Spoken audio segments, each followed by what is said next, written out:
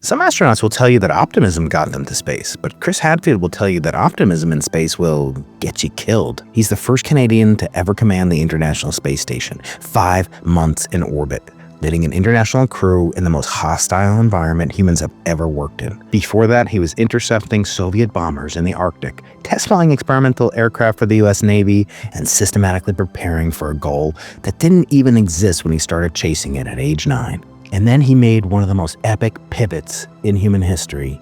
He became a best-selling fiction author, writing The Apollo Murders, The Defector, and the subject of today's conversation, Final Orbit. Chris draws on his 25 years in the military, not for his training on how to kill people, but how to stop wars. He uses his expert knowledge about intercepting Soviet bombers and flying into outer space to helping build the space station Mir with those same Soviets that he once viewed as enemies, working cooperatively in peace in orbit. But now, in his new thriller, Final Orbit, Hadfield tells the true story of the Chinese space program, political witch hunt, an exiled genius, battles in space, and 70 years of consequences later, we're still dealing with a new rival that's rising in the East, and what the rise of conspiracy theorists and even encounters with unidentified flying objects mean for the future of humanity in space. This is Commander Chris Hadfield on how America created its worst rival but rose to the occasion. Let's go deep into the impossible. That's a great pleasure to have back on the show Commander Chris Hadfield, one of our most requested and favorite guests on the podcast. Welcome back to the Into the Impossible podcast. Brian, I've been looking for a reason to be talking to you again, so I'm glad a new book is it. And I really enjoyed our last conversation, so thanks for having me back. I just couldn't resist when I saw this new book coming out. I begged, borrowed, stole. I love the audiobook, Chris. The narrator is just phenomenal. You guys did a great job on it. Thank you. Yeah, Ray Porter's the best in the business. Andy Weir, who wrote The Martian and Project Hail Mary, is a good friend, and Ray does all of his books as well. But this book, it was great because Ray was actually stopping during the recording to send me notes to say just how great and how much fun he was having recording this book. So I'm really delighted with it. Yeah, Andy Weir is a frequent guest, and he was on, and he also gives his encomia to this book, which is lovely. Andy was not a graduate of UCSD. He never graduated, but he's a proud son of San Diego. So we'll claim him. We'll claim him anyway. Anyway, happy International Space Week. This book comes out. I don't think it's a coincidence, is it, Chris, that the book comes out on the anniversary almost of Sputnik's launch in 1957, right? Well, it's always Space Week for me in my life, but October sky, it shocked everybody when that little beeping ball went around the world. I launched from the same launch pad that Sputnik did. Which is just bizarre to how that all links together. And the same one Yuri Gagarin launched from. So yeah, it is indeed a small world, but also amazingly short amount of time since that first launch to what has happened now. Yeah, I want to talk about that, especially with the newly thawed and then frozen relationships with the former Soviet Union, with the Russians, including their space program. But before we get there, I mean, since we're on the subject of, kind of Sputnik, which I believe had at least the shell of it, right, Chris, was from a nuclear warhead or was a decommissioned nuclear warhead? Gosh, you've exceeded my Sputnik knowledge. That's obviously where the rockets came from. When people asked why the Soviets won the space race, they said it's because our military biggest in the world, our microcomputers biggest in the world. And so they needed big, powerful rockets in order to be able to wage war, and that gave them an advantage over the Americans so that they could launch Sputnik in 1957 and Yuri Gagarin in 1961. And it took a huge effort under Kennedy and beyond for the U.S. to catch up. But yeah, Sputnik wasn't much. It just transmitted a beeping noise, but you could see it. That was the amazing thing. For the first time in human history, you could walk outside pretty much anywhere on Earth and watch a man-made satellite go over, and it was kind of a weird revelation of what the future was gonna bring. Incredible. And of course, the Cold War figures prominently in all three of your novels. And I always have to, take a little bit extra time when I prepare for a novelist like you, or when Andy's been on couple times he's been on, because I don't want to give away anything about the book, because for one thing, it would be a crime against my audience, because to deny them the pleasure of all the cliffhangers And my favorite part of the book, which are the end notes, Chris. I love that you guys read the end notes, and it's science fact. I mean, it's not science fiction. Most of it is based, on factual events, right? Most of the stuff that's happened in all three of my books, and that includes the newest one, Final Orbit, are all real people, real events. To me, that makes it much more engaging because you as the reader recognize all of these touchstones. Hey, that really I know that happened. I know that name. I know that person. So what part of this book is actual fiction? And because I'm an engineer and a fighter pilot and a test pilot and an astronaut, the facts are all right. And so to me, it's really important to have all of those cornerstones of history and reality and people, and then to squeeze my plot in and do things that are plausible, but really, hopefully, page turning. That, to me, that's the great excitement of writing and reading a book like that. Yeah, and it's so timely also, your books, even though they're set 50 years ago before a lot of my audience was even born, a lot of it is timely. And I see things today that echo in the headlines, basically from Project Blue Book, and the Cold War and the Pentagon hearings that we're having today on UFO and UAP disclosure. I wonder, if we can start there. As an astronaut, you've been literally up there, and you're one of the most popular public, faces of science, and certainly astronaut and astronomy and exploration. What do you make of this? Is this sort of a recycling of the paranoia, perhaps, or Cold War, psychism that got ingrained in the collective unconscious of America in particular? I see this as a worldwide phenomenon, but predominantly American. So I'm going to ask you: is there something to this? Is there something that's being hidden from the public? What do you make of this fascination by fellow pilots about things like UAPs and UFOs? Well, let me say at the outside, I'm convinced there's life somewhere else in the universe. The odds are overwhelming. We've been looking with our greatest telescopes. We just went over 6,000 planets we've seen orbiting other stars using our telescopes. We have a probe going to Europa. We're driving around on Mars looking for life. But so far, we have no concrete evidence. We've got lots of, hints. We recently saw some stuff on Mars. It's like, wow, that's kind of, what biology does. But we have nothing hard and conclusive. It's all sort of, hey, I saw a thing, or hey, what was that thing I saw in the sky, or you get a whistleblower somewhere. I'm always a little suspicious when I hear someone's a whistleblower. I mean, well, if it's a fact, it's a fact. Why are you blowing a whistle? Why don't you just, present the compelling evidence scientifically, and it's irrefutable? And so far, there's none of that. So to me, it's exciting to think that there's more beyond your day-to-day life. That's why the Loch Ness Monster is so exciting, and Bigfoot is so exciting, and ghosts are so exciting because it adds more depth and breadth and story and interest to everyday life.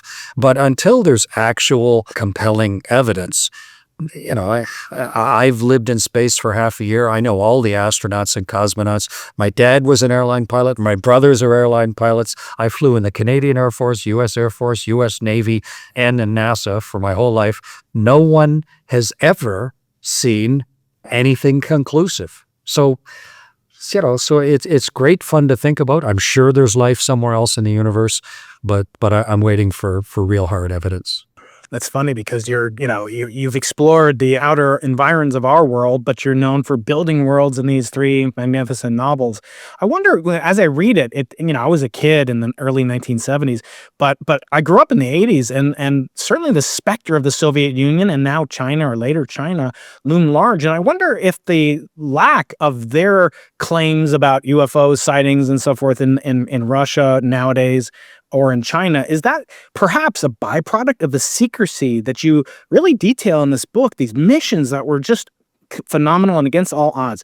Is there something about an open society like the West, like Canada, America, etc., that leads itself to grand conspiracies, perhaps, that maybe don't exist in authoritarian parts of the world that you describe here? Yeah, it's an interesting question. There's a lot in the United Kingdom as well. I think people have traditionally been far more afraid to speak out publicly in the Soviet Union, Russia, and in countries like China. It's just a different culture, and definitely in the harshness of the Soviet Union, not a place where you were just going to go touting off personal theories with a megaphone out in public. So, we encourage original thought, and we encourage people to speak their opinion, no matter how factual or not. And that's fine. That's a healthy, I think, way to be. You have to do the research yourself, and nobody really understands anything. We do our best to explain it to ourselves, but you don't have to dig very far on any topic to get to the bottom what people know. So you've got to build an understanding of the universe that works for you, and then you got to decide how you're going to share it. If you're in a very restrictive society, you might just keep it to yourself or within the confines of your own walls. If you're in a place that has Monday Night Football, then you're probably just going to go talk to everybody about it and see what other people think. It's fascinating. And also, of course, if you're the U.S. Air Force or Space Force and you're trying to fly secret airplanes around, or airplanes that are still under development, it's kind of handy if people think they're UFOs, because then you don't have to be quite as worried when someone spots something, because you can just let people have their own conspiracy theories, and there's no harm. And it kind of serves two purposes. I'm also a pilot, Chris, but of course, it's like the guy who partnered, who said after Wilt Chamberlain scored 100 points back in the 50s, he said, "Tonight I'll always remember as a night I teamed up with Wilt for 102 points." So, my level of piloting is, Cirrus. So Cirrus has these cool features built in, which is a checklist that's built in. It's right in front of you. It's like idiot proof. You go through, you have to push "I'm safe." You have to go through all the different, buttons and knobs and so forth, and monitor everything. It's a brilliant system. I wish more aircraft would do that. But there's checklists throughout this book, and I just love it as an aviation nerd, as a pilot. But I was thinking about different types of checklists. Obviously, your co-author, your fellow author, bestseller, Atul Gawande, had this famous book called The Checklist Manifesto, talking about, in his case, surgeons saving lives using checklist. Humanity is sort of wired since the beginning of at least religious history with the 10 Commandments, the Passover Seder, our calendars, they're all checklists. Why are checklists sort of the ultimate survival tool, and maybe, just maybe as you use them, a storytelling tool? It's because we have the capacity for random thought and imagination, but the real world doesn't. The real world is just facts and things happening. And so how do you pull yourself away from your imagined version of the world and your daydreaming and the stuff that happened to you so far this morning and so far this week, and actually do a heart transplant, or land an F-18 on an aircraft carrier, or dock a spaceship with a space station? I mean, you need help. You need a crutch for your brain. And so checklists, what I try and do is boil it all down after years of study and thousands of pages of information, this particular thing on one page. And then that morning I can wake up and read that one page. And it's not just the information on that page, but my brain can remember the huge pyramid of information that was underneath it. And so one little word means a whole bunch to me. And before I land an airplane, I'm sure you do the same, but you got this GUMF check, gas, undercarriage, mixture, props, and flaps. But what the heck does that mean? But so long as you've studied it, it's going to keep you from making a dumb mistake and doing something wrong with your airplane. And you need to have those good published checklists in life. And I remember asking my dad once, I said, hey, when I was driving the car, learning to drive a car at 16, I said, how come we don't have checklists for cars? And he said, well, you should, but cars are super simple. And they've refined the technology so well that you probably don't need to have a rigorous checklist, because if the car fails, you can just pull yourself over to the side and deal with it. But if you're going to do something complex, like walk down the aisle to get married, or go scuba diving, where there's big consequence to messing up, then it's a good idea, when you were calm beforehand, to have written down the key things and review them just before it happens. I do that all the time. And I have this little mental checklist before takeoff. I've used it every airplane my whole life. And I even used it in spaceships. I've got my own mental checklist, and it makes sure no matter what was in my Cirrus, and like in your airplane, or on the piece of paper in my airplane, which is a Comanche 250, I've also got this secondary checklist just in case I got distracted and missed one of the paper items. That's how astronauts stay alive, and how fighter pilots, test pilots, civilian pilots, you've got to have rigor in what you're doing. And the only way to have that rigor is with a little bit of help. Yeah, my favorite saying about that is checklists are written in blood, unfortunately. We learn a lot from the past. After talking with Chris Hadfield about checklists, I've got to admit something. Astronauts may have binders full of emergency procedures. I've just got Todoist. And you know what? That's all I need to keep the pod bay doors open. Now, in my world, it's more like still life versus chaos, if not life or death. Quantum mechanics lesson plan? Check. Podcast guest preparation? Check. Pick up the kitty litter for the new kitten? Check. I gotta keep all these balls in the air, just like a SpaceX rocket. And when I'm working with my team distributed all around the world, the stakes aren't exactly life or death, but they are quite high, at least for me. Deadlines, sponsors, production schedules, research, teaching, family obligations, all my other deliverables, and that's why I use Todoist Business. I've used it for years. Todoist just works. Most project management tools are like a Soviet-era rocket. Massive, complex, overbuilt, way too complicated. Todoist is the opposite.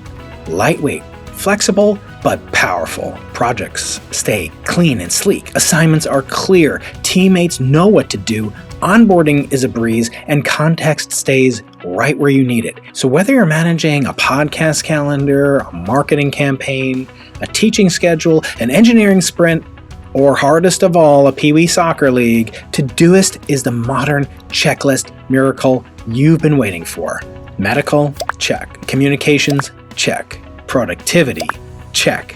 But only with Todoist. As a listener and viewer of Into the Impossible, you get 30 days of Todoist Business for free. Click the link below and get ready for productivity that's out of this world. Now back to the episode with Chris Hadfield. I promise only one more conspiracy theory today, Chris. I know you're a busy man, but that brings up, the fact that another thing to have handy is Hollywood next to some of your top secret development sites like the F-117 Nighthawk. That was developed in part in Burbank and then Edwards Air Force Base. My question to you is the rise of another conspiracy that's so pernicious and offensive to me I work for NASA at NASA Langley working on aircraft non-destructive evaluation of aircraft skin after the Aloha Airlines disaster in the late 1980s. So I worked there. I'm very proud. I love NASA. I almost worked there as a civil servant, but I wanted to get a PhD, because it pays so well. Not as well as a fighter pilot, I'm sure. But the other, subject that really, sticks in my craw, or there's probably some Canadian expression for the same thing, and that's moon landing denial. I have here a piece of the moon. One of my colleagues gave it to me, and he studies the distance to the moon at 1 millimeter accuracy thanks to the lunar laser ranging mirrors that were put there. That's just one piece of evidence. But what do you make of this now? And I gave a piece of the moon to Joe Rogan,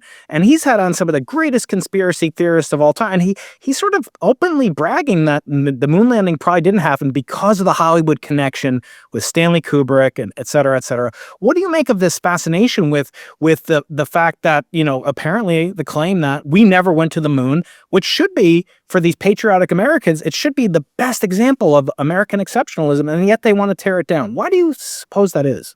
I've been on Joe Rogan, and interestingly, he didn't really want to grill me on that topic. He just scared it around it when he was talking to me. It's foolishness. There is overwhelming evidence from multiple different sources, from all the countries that have been to the moon and have orbited the moon and taken photograph of the landing sites. With a good telescope, you can see the landing sites. The tracks are there on the surface. Where do they think all of the great big Saturn V rockets went? There were millions of people watched the rockets launch. It's just foolishness, but it's fun.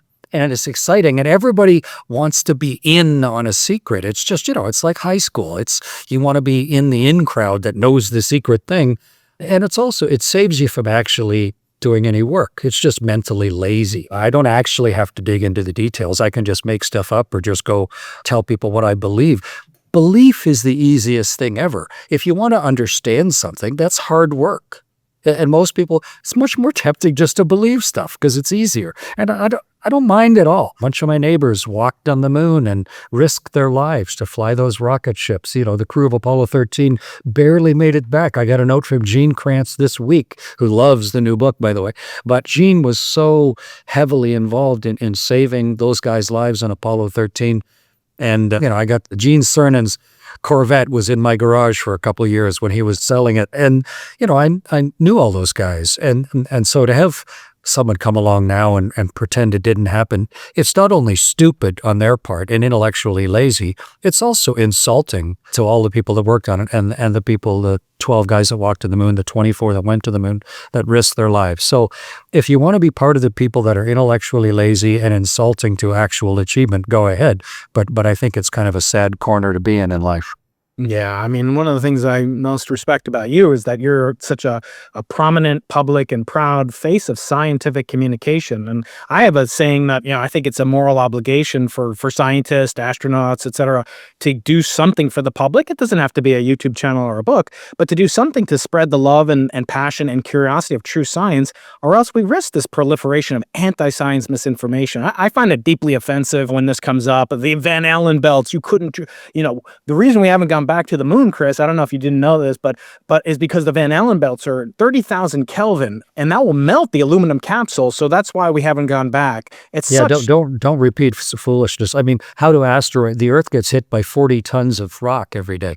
So how do they make it on the way in anyway, it's just silly. But that's nothing new. In the late 1700s, when the Montgolfier brothers launched the very first balloon out of Paris, there were a couple future U.S. presidents there. It was the greatest scientific achievement of the age. They launched this balloon, and it actually flew. It was the first controlled flight ever. But it got caught by the wind and blew out of Paris and landed in the fields like 15 miles away.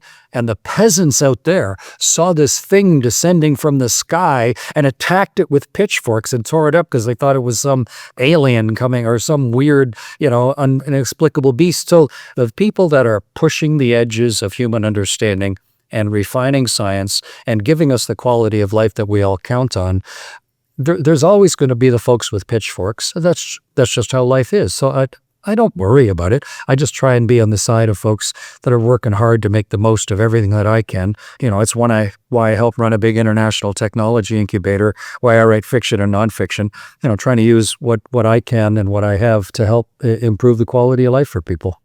Well, let's do some justice to this wonderful work of fiction, which is so hard, factual. I almost gag a little bit to call it fiction. But Chris, do what you're not supposed to do. We have a segment called Judging Books by Their Covers, as you remember from Apollo Murder. So take us through the title, the art, and there's no subtitle, but take us through any other aspect of the cover that could be judged by you, the author of this wonderful book. Hey, book lovers, we're judging books by their covers. We know we're not supposed to do it, but into the impossible, there's nothing to it. Let's take a look and judge some books.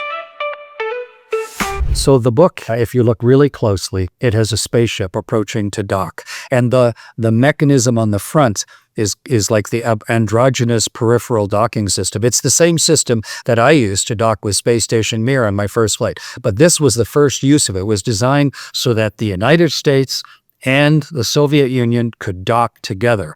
And you can see that mechanism.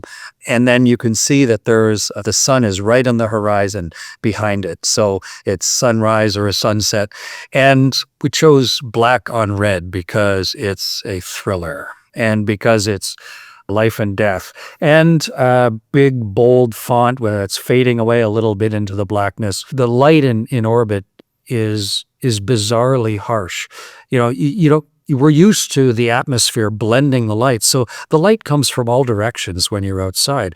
But when you're on a spaceship, the light is coming from a point source, the sun, and there's nothing to reflect it. So even though the sun is right there, so bright it will fry you, if you just look over here, it's completely black. And so I wanted to get a feeling of that in the cover as well, of the unbelievable, velvety, eternal blackness of space itself when your pupils are shrunk down by the brightness of a sunrise, and tried to get all those things in the cover. And if you look at a cover right, you just actually hear that sort of throbbing, low, pulsing music like in Jaws or in any of the horror movies, Alfred Hitchcock kind of soundtrack.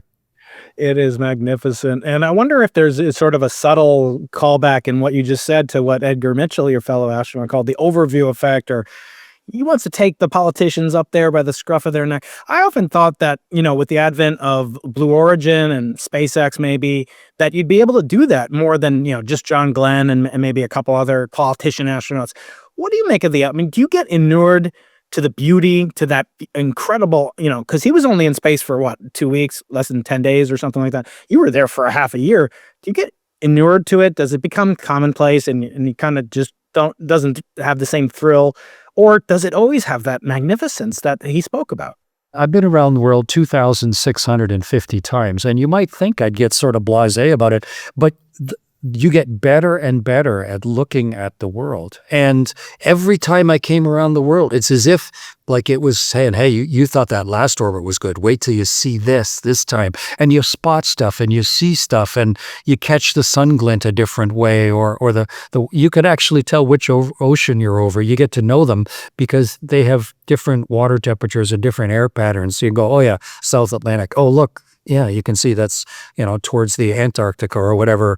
You get to know the whole world, and it's a bottomless beauty. It is a gorgeousness, as if the earth is incredibly generous with a constantly unrolling, unmatched Christmas ornament-like gorgeousness of it. And so my favorite orbit of them all was my last one, where I was still with my nose up against the glass, recognizing what an incredible privilege I had as a human being to be seeing our world, where you can go around in the time it takes to have dinner at a restaurant, go around the whole planet. And I used to wear my watch loose on my wrist up there because it would just float all the time. Actually, my watch is right here. It would float on my wrist all the time so that I could remind myself of where I was. Here's the watch, and I still keep the strap nice and loose, because on orbit, it would be like a living snake around my wrist. And there'd be times where I just sort of look down at my watch, it would catch my eye because it was doing something a watch shouldn't do. And I keep it like that now on Earth because it's a little silent personal reminder of where I've been and what I've seen. That's beautiful. What brand? I know people are going to scream at me if I don't ask what kind of make and model that is. The classic Omega. It's the chronometer. It's a special one made for astronauts, and it's actually got a thing on the back. I don't think we can see it on this little camera here, but it's certified for space flight. By NASA, by NASA. It's a beautiful watch. And this one has mission elapsed time. It's got the right buttons on it, so you can have mission elapsed time, multiple time zones. It's a really well designed watch for space flyers. So this book takes place in the Apollo-Soyuz era, and that was also true of Apollo murders. But tell me, why is that so irresistible? Why is that hinge point? It must have had a big impact on you, my amateur psychologist, to say that epoch must have had an kind of irresistible attraction to you. What about it is so compelling as a storyteller? When you're a storyteller and a fiction writer, you want as much plot room as possible. You want things to be able to happen. And so in the early mid-70s, the Vietnam War was still going on and winding down. Nixon was embarrassing himself and being I am not a crook, but still everybody knew, and going through the whole Watergate scandal. There was huge civil rights riots in the United States. There was a group of people called the Weather Underground going around setting off bombs in all the government institutions. There was the rise of women's rights at the time and getting that entrenched in actual law and societal norms.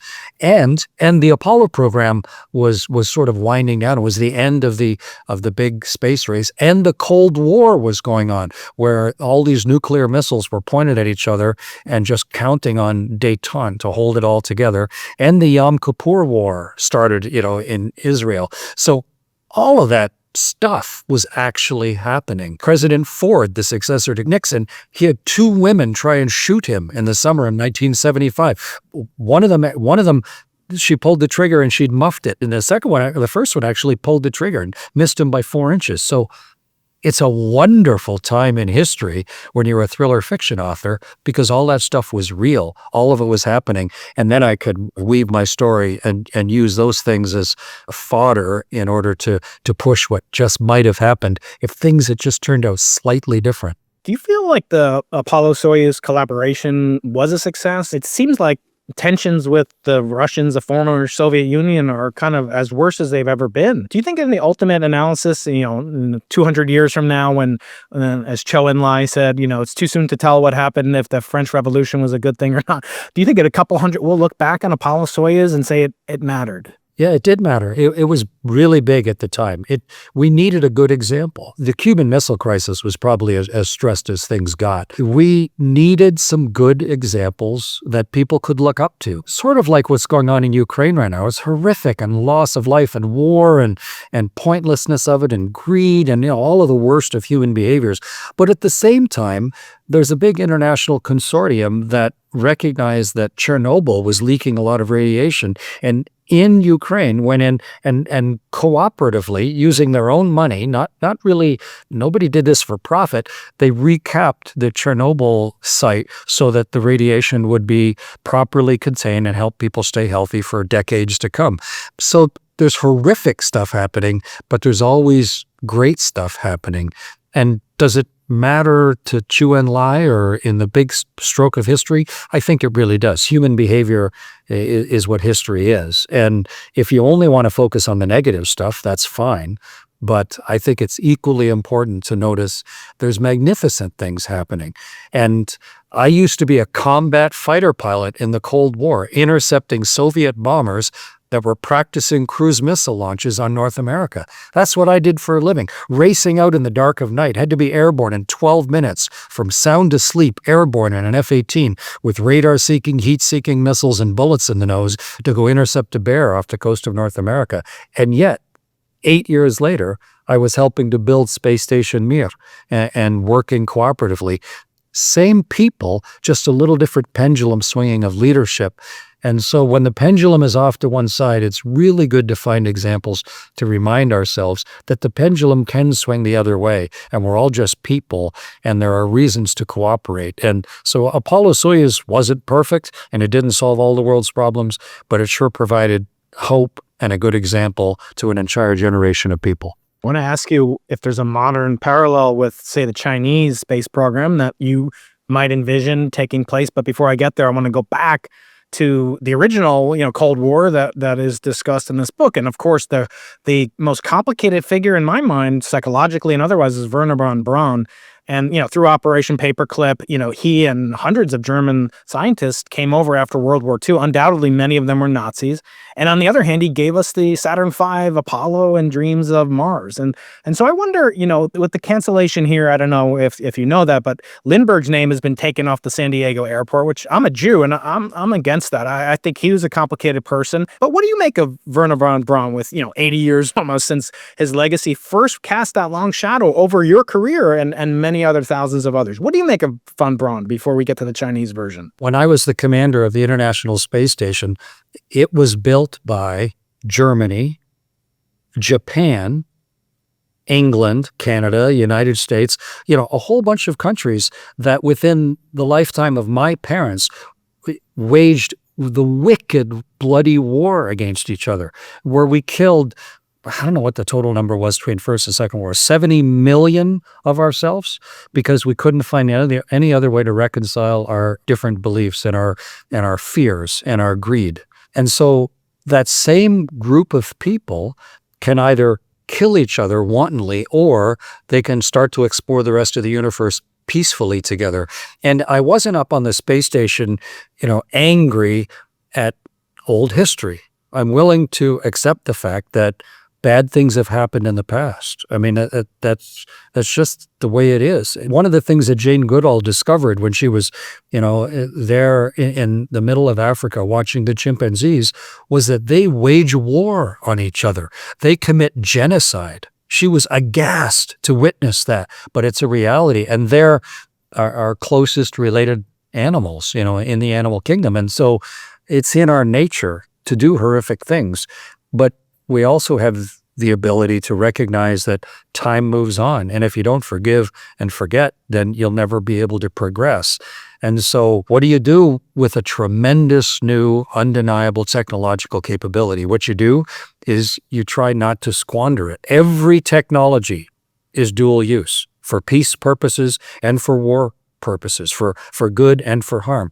A fork that you eat dinner with can do wicked damage, but it's also a tremendous tool. All of metallurgy, fire itself, nuclear power, they all have horrific downsides, but they serve us really well in society as well. And so, Yeah, I mean, the technology was developed in wartime by the other side who were committing atrocities, but that doesn't mean the technology is forever somehow not going to be able to serve humanity. You've got to hold people accountable for their actions and their choices in life, but at the same time, even criminals get out of prison if they've rehabilitated themselves. And I'm willing, so long as people are doing something that serves humanity in a positive way, to try and find a way to do it cooperatively. Outstanding.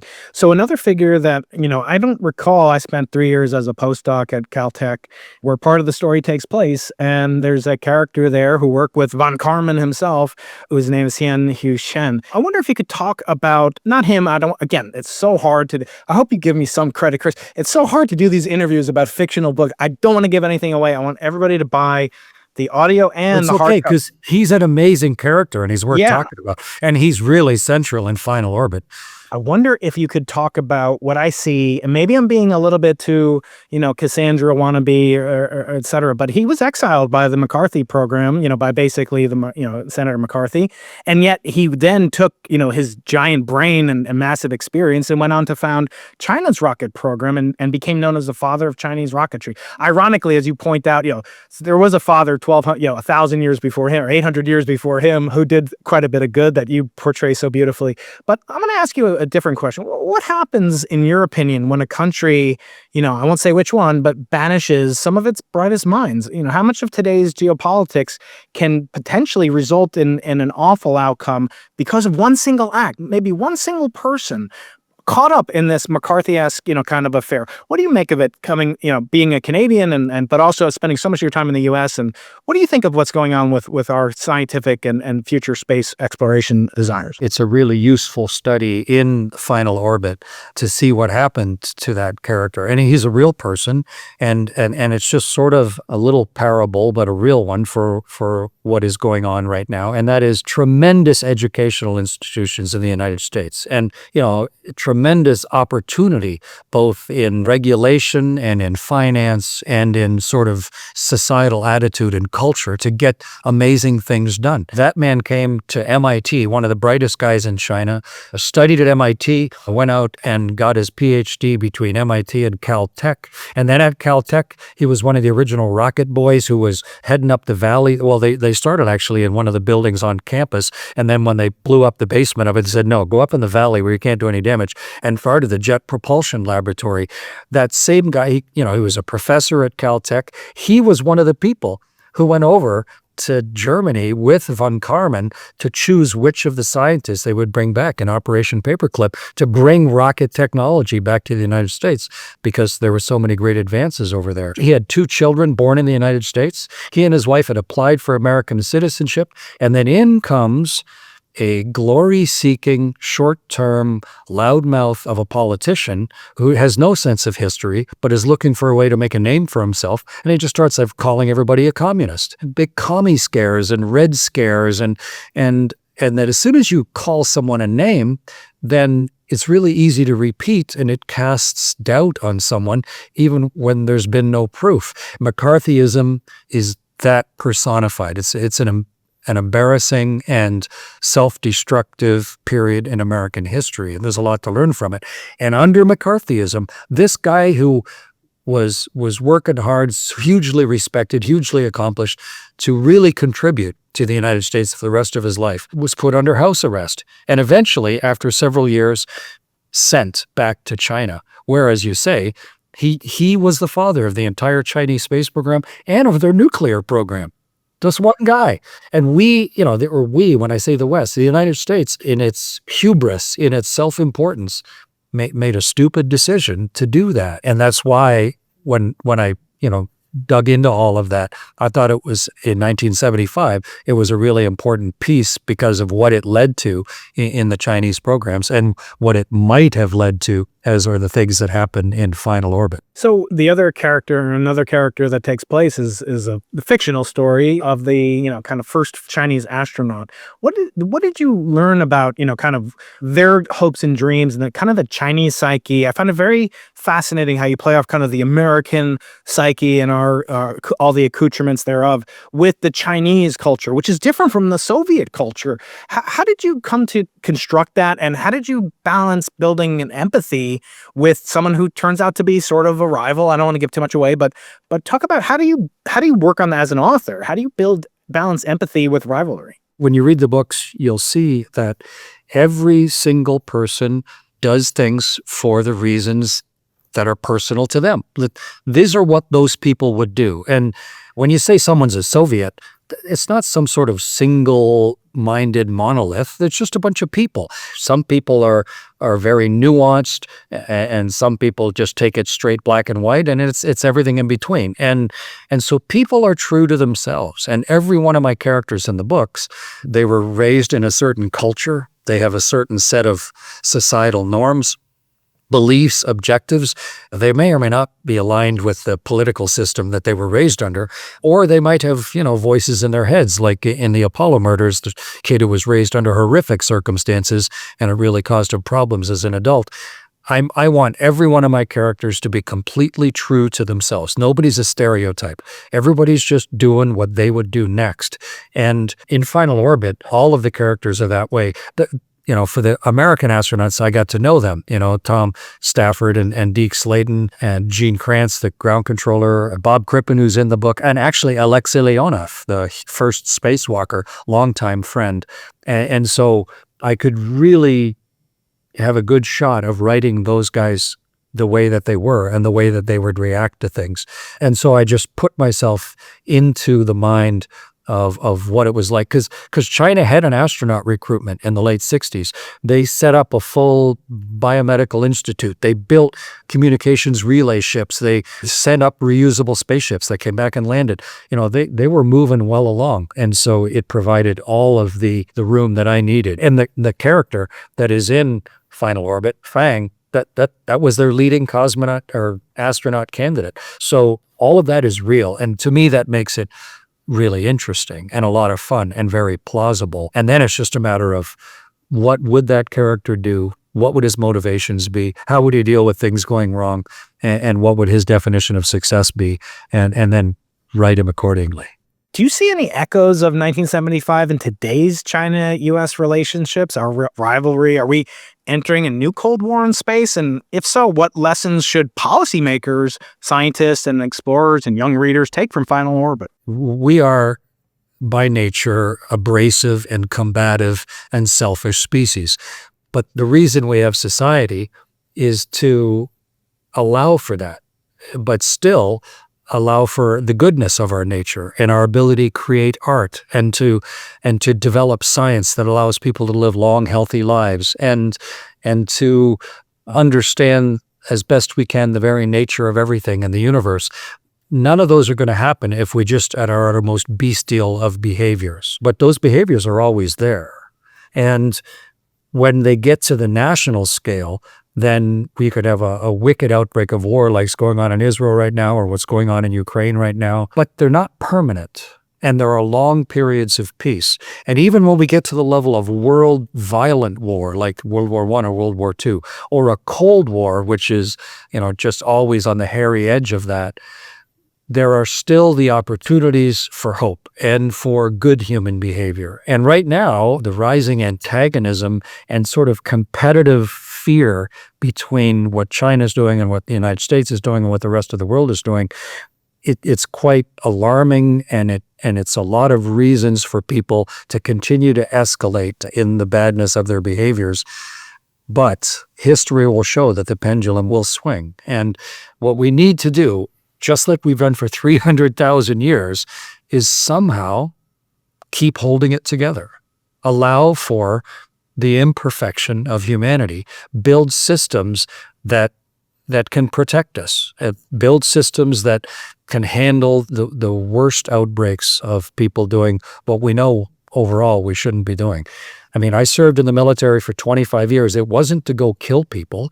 It was to maintain peace. It was to show that I could defend myself and my country and take it right to the edge and go intercept a Soviet bomber. And if they had malicious intent, I was willing to die to stop them from causing a large loss of life. And we're on that precipice right now of a steadily building antagonism between China and the United States. It's why I'm the chair of the Open Lunar Foundation. I am constantly looking for ways to, in amongst all of the animosity and and human behavior, to find reasons to cooperate, to find reasons for optimism, to look for the inevitable goodness that exists, and to make the absolute most of that. We have somehow managed to hold it together for 10,000 years of civilization and 300,000 years at least of a species. So I'm not ready to throw up my hands and say we're done yet. And I'm quite confident that we will continue to muddle through just as all the previous generations have. Ask you a final question, one that I used to pose to my late great colleague and physics professor here, Sally Ride. And that was sort of a provocative statement, as I say, that, space is incredibly dangerous. You detail losses in space on both the, Russian side, the American side. Obviously, we know so much about how painful that is. One of the memories seared in my mind, the first memories, is the Challenger disaster. And when I was in ninth grade, I think it was. So my question to you is, space is so dangerous, and as you know, the spaceship that you captained, that you commanded, was about $100 to $200 billion. I think by the time it'll be deorbited on its final orbit someday, right? So from a purely technical support, perspective, robots and AI doesn't need kind of the support or the level of safety or even the level of chat. I mean, we don't want them to blow up, but why? Is it reckless, Chris, to keep sending people, human beings with lives and wives and pets and children and so forth, to send them to space, to do things that maybe machines could make the argument to do? I mean, we have a James Webb Space Telescope. We don't have, me up there with my telescope. So I know it's provocative, and I don't mean to say it with any disrespect, but what are your perspectives on the advent of tools like AI and robotic space exploration in this new era, as compared to, fighting the battles of the past and sending up more and more humans to space? What do you make of it? Let's look at a thermometer. Thermometer is wonderful. It'll tell you exactly what the temperature is, but a thermometer doesn't care what the temperature is, and a thermometer will never be able to have any meaning to what the temperature is.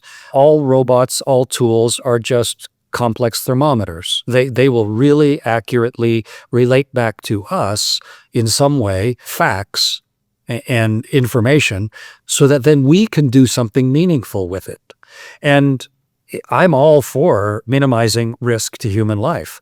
We didn't launch Gagarin or Al Shepard on the very first rocket we ever built. We launched thousands and thousands of rockets and tried to make it safe enough to some point that now it's worth the human risk. And we forgot almost every one of those launches because they were just robots. And who cares? They're just thermometers and elbow joints and machinery. But people matter, and people's opinions matter. And what does it feel like? What does it mean? Why does this matter? That's what we do. That's what we're best at. And we have been developing the technology for us to dig deeper and deeper into those questions since before civilization began. And that's just going to continue. As our tools get better, then we can reach further and hopefully understand further, and we can expand the human experience. It's too early to go to Mars right now because the cost benefit to me doesn't make sense. We need generations. I think it was Pete Warden who said, if we do this properly, when we first land on Mars, a robot will hand us a martini. That's the kind of how you want it to go. But it's the human landing on Mars. We didn't celebrate with great joy and fervor when all the little robots started landing on the moon. It was when Neil climbed down the ladder and stepped on the surface that 1/3 of the whole world was watching, the most engaged human event in all of human history. And to me, that's a real indicator of why it matters.